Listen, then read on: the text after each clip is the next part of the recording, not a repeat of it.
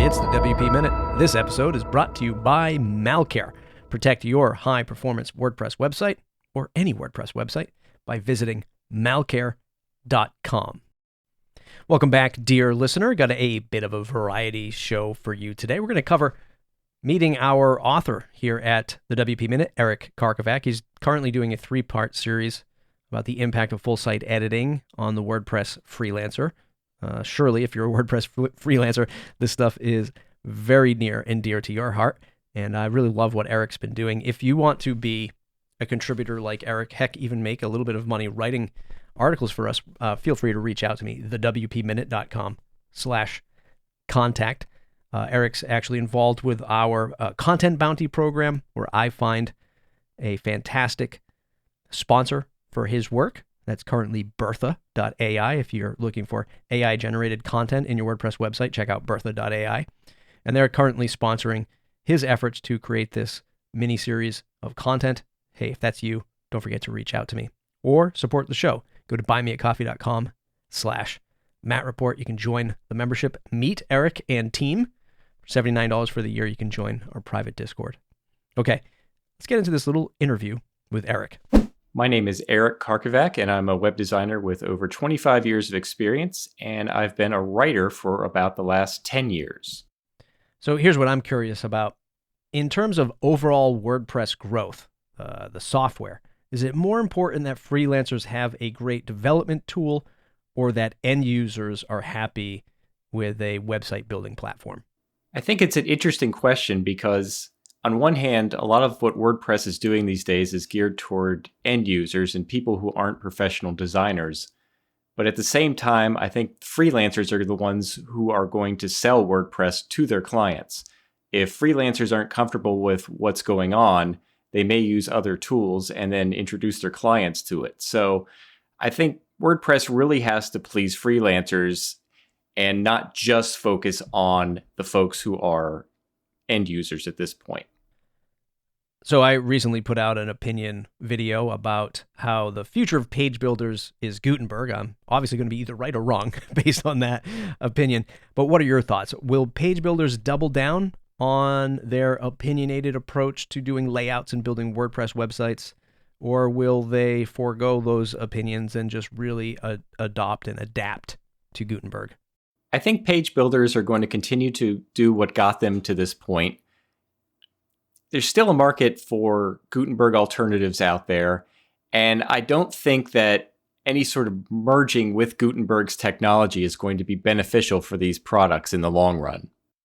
Okay, so if you were starting your freelance career today, would you go all in with full site editing and Gutenberg? Or would you go to a page builder and some other complete solution? I'd go for a block theme that is pretty much a blank canvas, that isn't opinionated in terms of layouts or fonts or anything like that, so that I could build a website from the ground up the exact way I want it.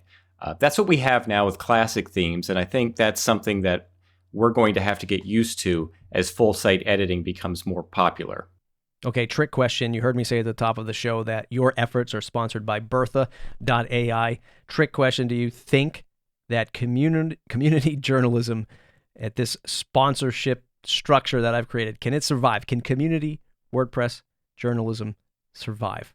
I think the WordPress community has always been so great at supporting worthy causes. And if they find newsworthy, then I think they're going to support it. So I'm thankful that we have a sponsor in Bertha.ai for this particular piece of content, and I hope to continue that over the long term. All right, Eric, thanks for hanging out today and doing this interview with me. I love what you're doing, of course, on the series on the WP Minute. Definitely check that out, dear listener. Read it on the website and check it out in your inbox if you're a subscriber, thewpminute.com/subscribe. And hey, if you're at the website, by the way, we have a brand new website, super fast, super speedy. Thanks to Mike Oliver for doing that redesign with me. I love it. It's just such a better reading experience now. And not that there's anything wrong with the Chaplin theme that I used before. I actually love that theme still. But my God, what Mike put together, I'm just so super happy with it. And even more so, the performance is great. And I think everyone's content can get out there a little bit quicker, a little bit faster. I really enjoyed that project. Okay, closing out today, we're going to hear from Birgit Polly Hacks. Gutenberg Minute. My name is Birgit Polly-Haag, and here is your Gutenberg Minute.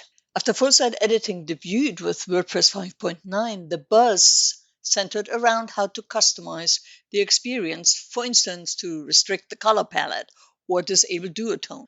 The latest post in the core editor improvement series, Curated Experiences with Locking APIs and Theme JSON, offers the answers. Help us improve all things media by participating in the newest call for testing. Responses are due by February 23rd.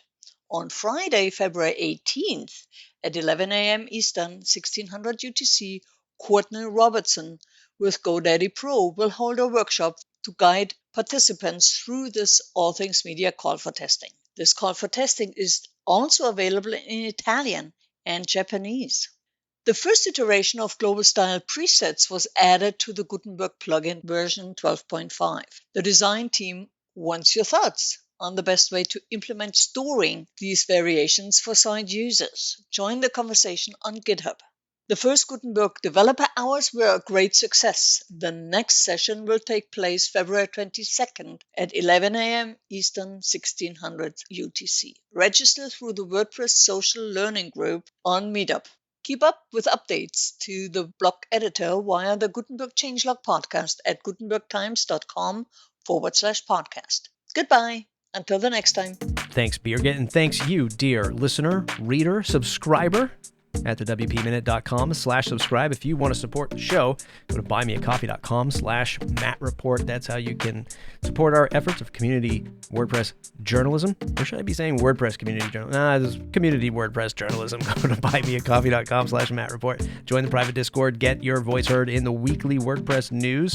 And if you want to become a contributor like Birgit, like Eric, and like others, reach out. Let me know that you're interested in creating some content here. We can get you on the content calendar. Thanks for listening. Don't forget to subscribe at thewpminute.com.